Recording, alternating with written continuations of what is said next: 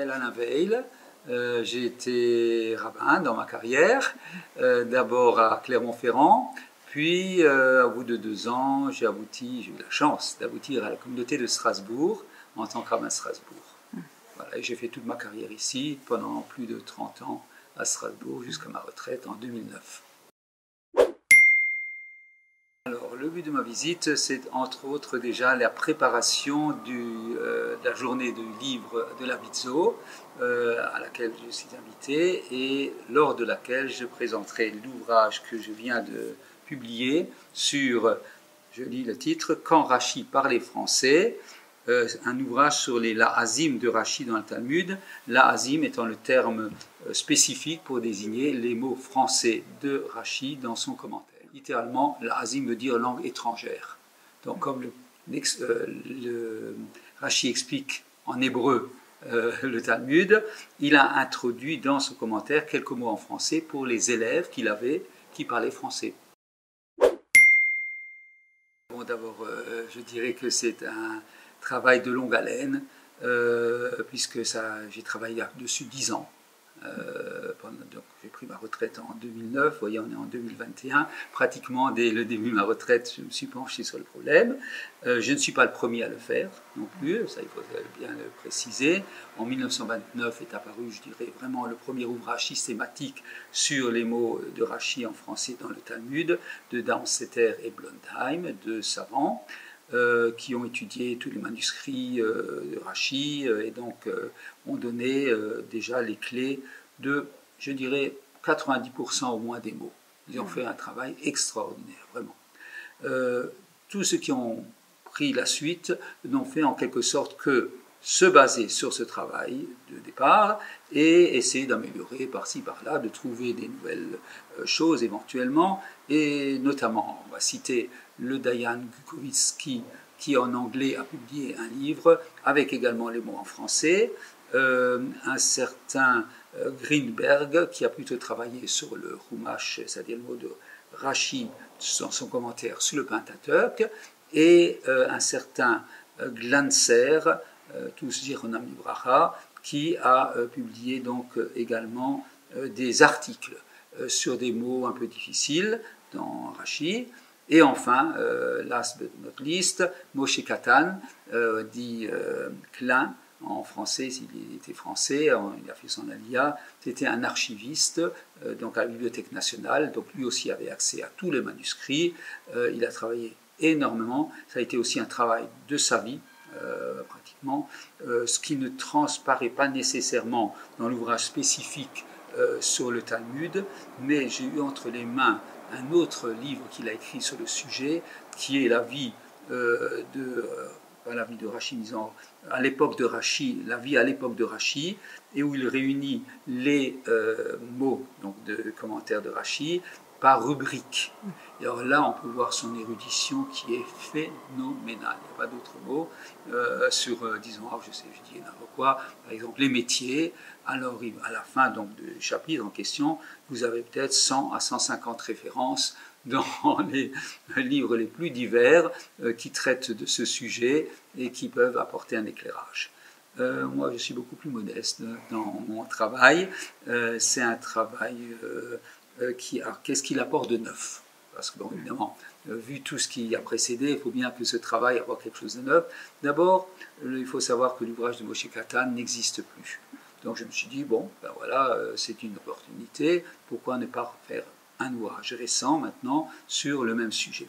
Deuxièmement, l'ouvrage de Moshe Katan, avec toutes ses qualités, il manquait un petit quelque chose, c'était le passage, je dirais, du mot de l'ancien français, en langue de Rachi, au français moderne. Alors ça, c'est le but de mon ouvrage, c'est une des caractéristiques principales et fondamentale, je dirais, de cet ouvrage, c'est-à-dire que vous avez le mot en ancien français, mais également sa traduction, si je puis dire, en français actuel.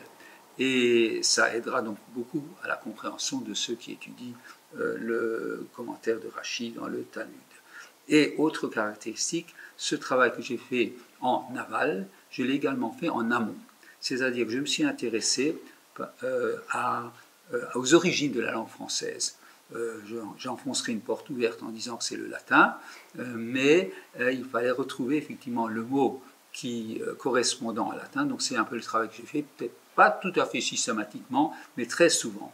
Et notamment, pourquoi j'ai fait ce genre de travail, non pas par volonté d'érudition, de pédanterie ou autre, mais tout simplement, je me suis rendu compte que la transcription de certains mots de Rachi était un peu mystérieuse. Il y avait des lettres qui n'avaient rien à y faire.